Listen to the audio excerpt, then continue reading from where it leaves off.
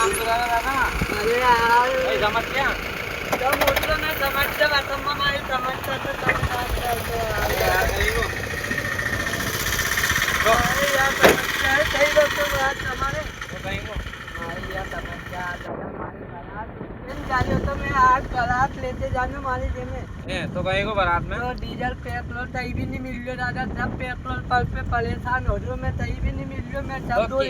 कहने की दम से कि डीजल पेट्रोल नहीं मिल रहे हो अरे दादा हम सबसे पहले लाम दुले तू बारात तो चली जाए तो उज्जैन ले जाए तो चली जाए तो कैसे बारात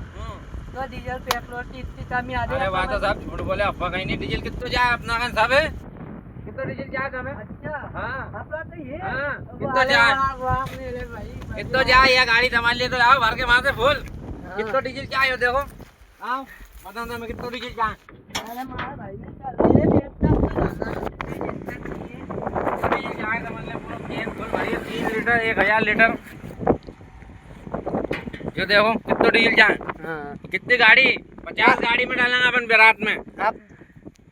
दिक्कत नहीं आ दादा तुमने भी हद चलती तुम्हारा भगवान भरो चले यार तुम्हारी बारात तो अधूरी नहीं जाएगी नहीं जाएगी नहीं। चला लिटला अपन जब तो नहीं चला चला चला चलो बढ़ो बढ़ो चलो चलो चलो चलो बढ़ो बढ़ो